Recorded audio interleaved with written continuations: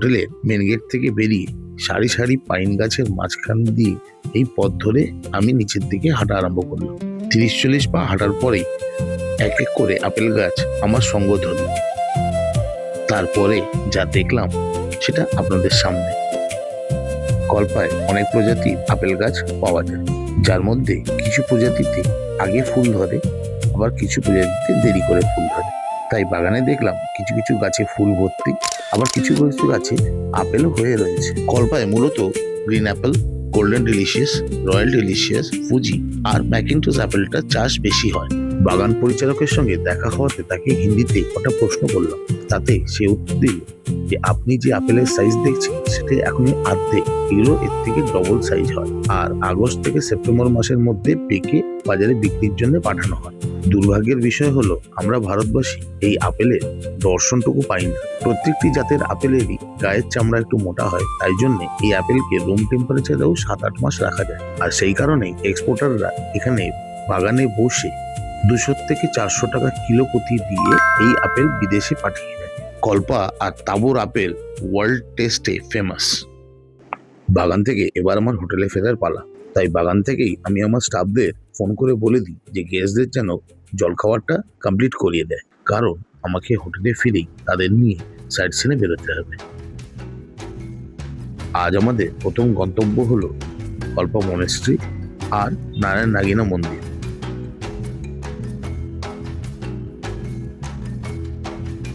Hotel থেকে সমস্ত গেস্টদের নিয়ে আমি রওনা দিলাম মনেস্ট্রির দিকে। এসে পৌঁছলাম মনেস্ট্রি পার্কিং।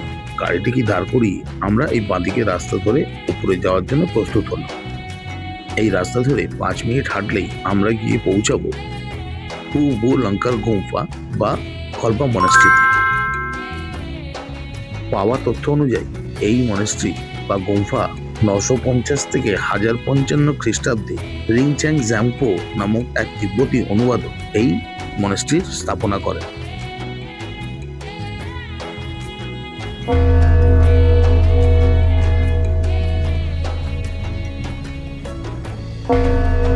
আমরা একের পর এক প্রার্থনা চক্র ঘুরিয়ে মনেস্ট্রির ভেতর প্রবেশ করি।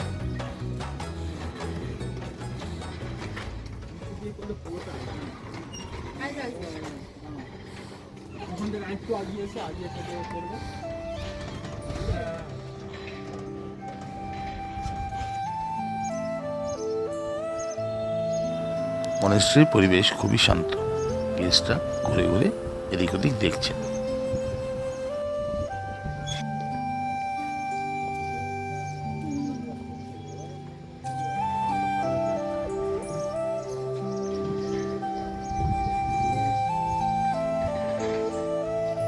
মনেস্ট্রির মূল দরজা বন্ধ থাকার কারণে আমরা বাইরে দিয়েই আশপাশটা ঘুরে দেখে রওনা দিলাম নারায়ণ নাগিনা মন্দির আর চণ্ডী দেবী মন্দির দেখতে। পুরো হিমাচল আর গাড়োয়ালে একটি নিয়ম সব জায়গায় প্রযোজ্য। যে কোনো মন্দিরে প্রবেশ করতে গেলে আপনাকে মাথায় টুপি আর ব্যাটা ছেলেদের কোমরে একটি ফেটটি পরেই ঢুকতে হয়। মন্দিরে প্রবেশ করলেই আপনার মন শান্ত আর চোখ অবাক হবে। মনে বারবার একটি প্রশ্নই উদয় হবে, তখনকার দিনে এখনকার মতো উন্নত প্রযুক্তি না থাকতেও কাঠ এবং পাথরের উপরে শিল্পীরা কি সুন্দর সুন্দর ঠাকুর দেবতার আকৃতি আর নিখুঁত কলকার কাজ কি করে করতেন। এই মন্দিরকে ভারতীয় সংস্কৃতি ও তিব্বতীয় সংস্কৃতিকে মিশিয়ে রূপ দেওয়া হয়েছে, যেখানে আপনি মকর, বরাহ, সিংহ ও শেষনাগের রূপ দেখবেন, আবার উল্টো দিকে তিব্বতীয় ড্রাগনও দেখতে পাবেন। এটি হলো কল্পার চণ্ডিকা দেবী টেম্পল। কেউ কেউ এটাকে কল্পা ফোর্টও বলে।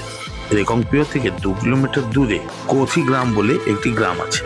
সেই গ্রামের অধিষ্ঠাতা দেবী হলো চণ্ডিকা দেবী বা চণ্ডীমাতা দেবী। প্রতি বছর কোথি গ্রাম থেকে চণ্ডীমাতা এই মন্দিরে আসেন। সেই সময় মন্দির ঘিরে থাকে মেলার পরিবেশ আর সারা কল্পা জুড়ে থাকে আনন্দের উৎসব। চণ্ডীমাতা দেবী পরে ফিরে আবার কোথি গ্রামে চলে যান।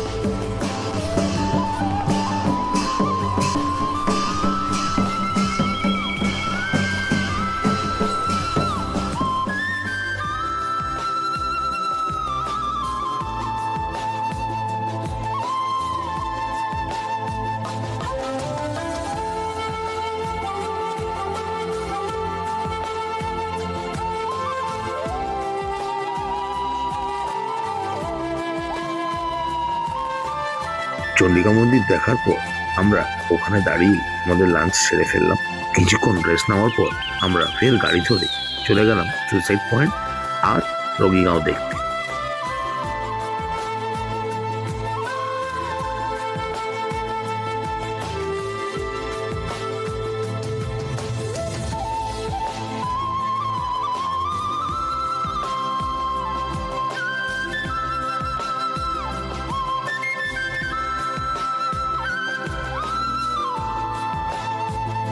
বন্ধুরা খেয়াল করে দেখো, এই যে সামনেই আমাদের হোটেল আসছে, ঠিক হোটেল পার করে 10 মিনিট গেলেই আমরা পেয়ে যাব সুইসাইড পয়েন্ট।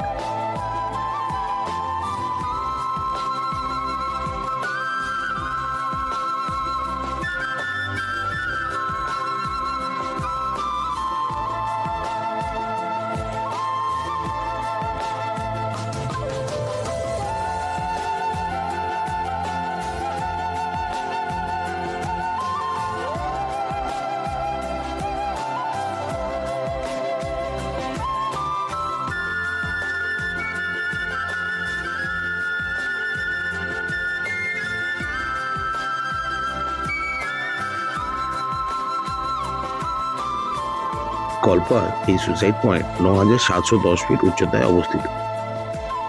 ভুল করেও যদি আপনার পা পিছলে বা উঁকিঝুঁকি দিতে গিয়ে আপনি পড়ে যান, তাহলে আপনার দেহ চিহ্নটুকু খুঁজে পাওয়া যাবে না। এই জায়গাটি একটু বিপজ্জনক জায়গা, কারণ নুড়ির থেকে বড় পাথর পাহাড় থেকে গড়িয়ে এসে পড়ে। তাই ঝটপট আমরা ছবি তুলে এখান থেকে চলে যাব রোগীগাঁও দেখতে।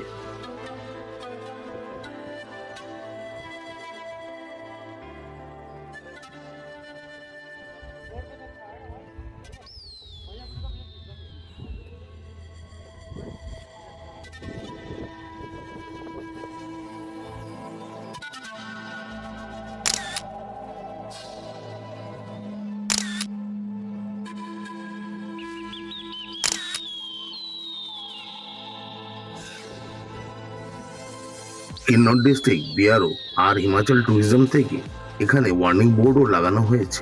তারপরও এক্সট্রা ক্যারিকুলাস অ্যাক্টিভিটি দেখাতে গিয়ে কিছু কিছু লোক এখান থেকে পড়ে মারাও গেছে। তাদের মূল উদ্দেশ্য ছিল সেলফি আর স্টাইলিশ ফটো তুলে ইনস্টাগ্রাম আর ফেসবুকে লাইক কালেক্ট করা। 9711 ফুট উচ্চতার থেকে যদি কেউ পড়ে, তাহলে তার সঙ্গে কি হতে পারে সেটা আপনারাই ধারণা করতে পারেন। ভৌগোলিক অবস্থায় এই জায়গাটি ইউ শেপ, সেই কারণে হাওয়ার প্রেসার এখানে সবসময় বেশি থাকে। যখন তখনই দমকা হাওয়ার একটা চাপ যেন শরীরের উপরে এসে পড়ে, সেটা বোঝা যায়। এই জায়গায় বেশিক্ষণ দাঁড়িয়ে থাকলে কিছুক্ষণ বাদ দেখবেন আপনি আপনার নিজের কানেই শুনতে পাচ্ছেন না। আস্তে আস্তে যেটা পরে ঠিক হয়।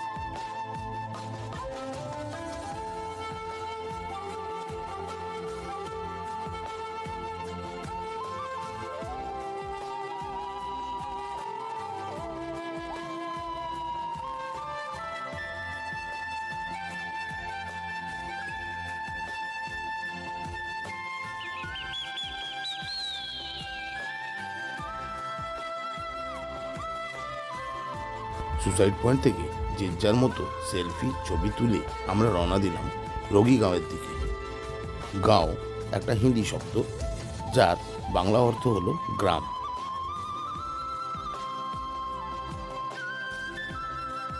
এই রাস্তা ধরে একটুখানি গেলেই সামনে পড়বে আমাদের রোগীগাঁও। আপনাদের জানার জন্য বলে রাখি, পুরো গ্রাম মিলিয়ে 80 থেকে 82টি ঘর আছে আর কয়েকটি দোকানপাট আছে। গুগলের রিপোর্ট অনুপাতে এই গ্রামে 2011 সালে লাস্ট জনগণনা হয়েছিল। সেই রিপোর্ট অনুযায়ী বাচ্চা বুড়ো মিলিয়ে 350 লোকের নাম ও নথি পাওয়া যায়। এই তথ্যে প্রাপ্তবয়স্ক পুরুষ 165 থেকে 70 জন, মহিলা 115 থেকে 25 জন ও ছেলে মেয়ে বাচ্চা মিলিয়ে 60 থেকে 65 জন এই গ্রামে বাস করে বলে নথি জমা দেওয়া হয়। তবে আমার বিশ্বাস, এই 15 বছরে জনসংখ্যা বৃদ্ধি পেয়ে অন্তত 430 থেকে 450 জন লোক এই গ্রামে বাস করে। তবে প্রত্যন্ত গ্রাম হওয়া সত্ত্বেও এই গ্রামের লিটারেসি রেট 70 থেকে 72%।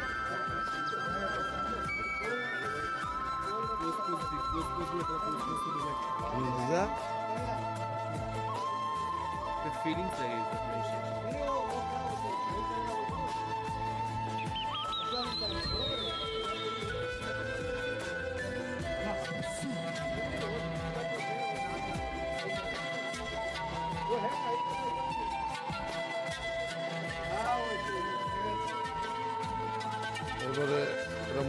চলুন গ্রামটা তাড়াতাড়ি ঘুরেন ও আপনাদের 5000 বছর পুরনো একটি বিষ্ণু মন্দিরের দর্শন করিয়ে আনি।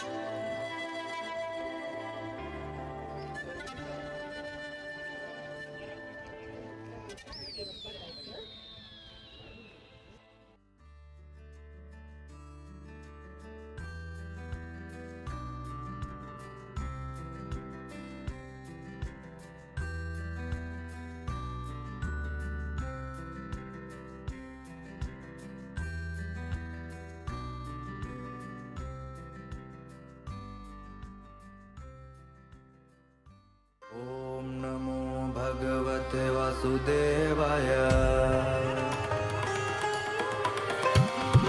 ओम नमो भगवते वासुदेवाय। ओम नमो भगवते वासुदेवाय।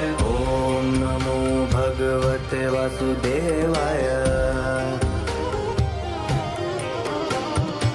ओम नमो भगवते वासुदेवाय। ओम नमो भगवते वासुदेवाय। ओम नमो भगवते वासुदेवाय।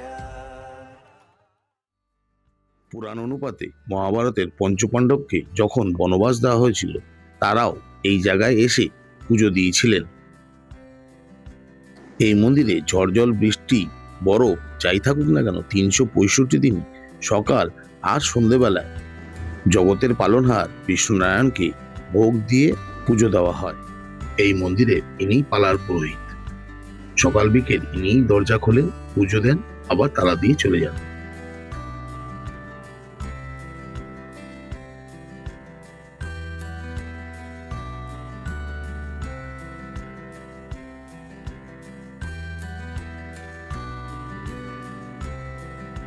মন্দিরের দর্শন শেষ করে এবার আমরা রওনা দিলাম ফিরে আবার হোটেলে যাওয়ার জন্য। আজ যেহেতু কল্পায় আমাদের শেষ রাত, তাই বিকেল আর রাত্রিটা আমরা একটু হৈ হৈ করে কাটাবো বলে তাড়াতাড়ি হোটেলের দিকে ফিরলাম।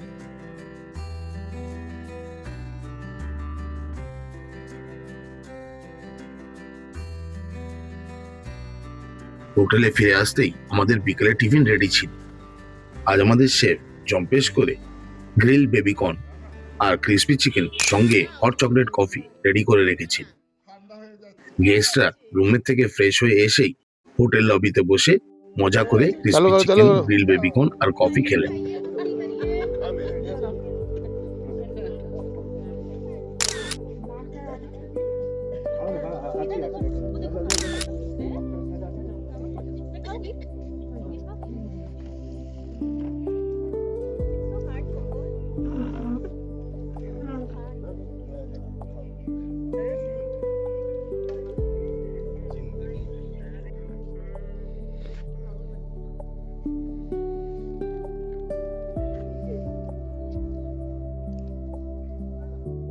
আরে কেমন লাগছে বলো?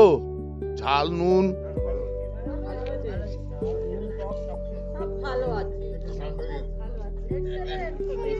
भाई और बहनों, देखो पीछे ये दो लेडीज अचानक से बन गए भेज। आगे चल के सब होगा भेज, चिंता मत करो। मिलेगा ही नहीं तो क्या करेगा?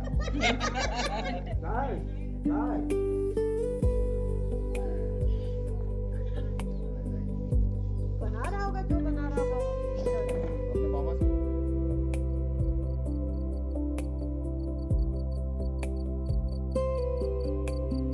বেশ কিছুক্ষণ আড্ডা দিতে দিতে সন্ধ্যের থেকে রাত হয়ে যায়। আমি জানি যে আপনাদের আঙুলের মাথাটা হয়তো একটু ব্যথা হবে, কিন্তু যদি ভিডিওটা ভালো লেগে থাকে তাহলে দয়া করে লাইক, কমেন্ট আর আপনার প্রিয়জনদের একটু শেয়ার করে দেবেন প্লিজ।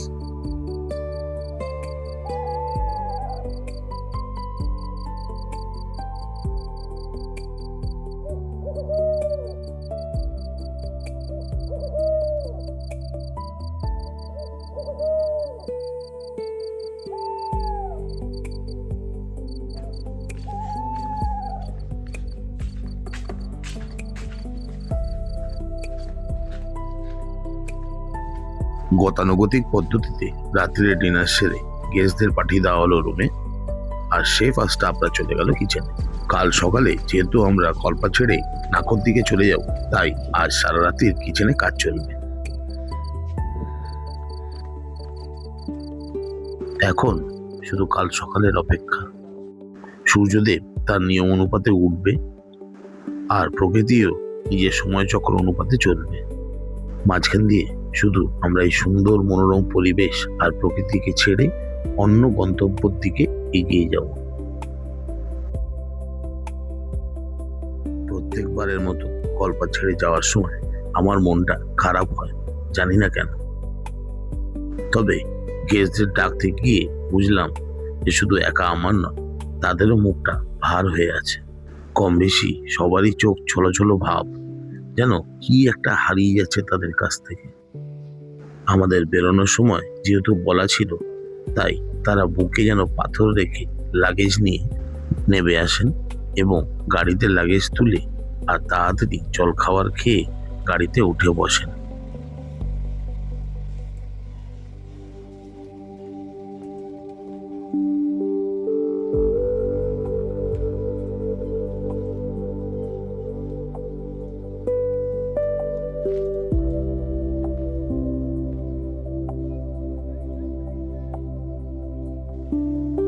বিষণ্ণ মন নিয়ে হোটেলের দিকে বেশ কিছুক্ষণ ফ্যাল করে তাকিয়ে থাকলাম আর মন থেকে এবারের মতো বিদায় চেয়ে নিলাম। ঠিক যেন আমার আত্মাটা এখানে পড়ে থাকলো আর শরীর চললো অন্য গন্তব্যের দিকে। আমার মনে হচ্ছিল যেন আমি আমার নিজের বাড়ি ছেড়ে অন্য কোথাও চলে যাচ্ছি।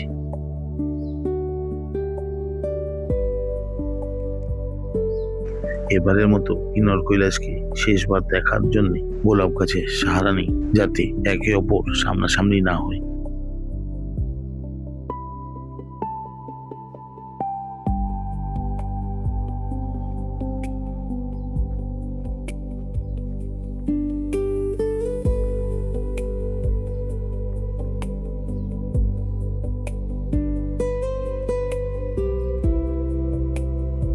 সত্যি এবার কল্পা ছেড়ে যাওয়ার পালা আমাদের।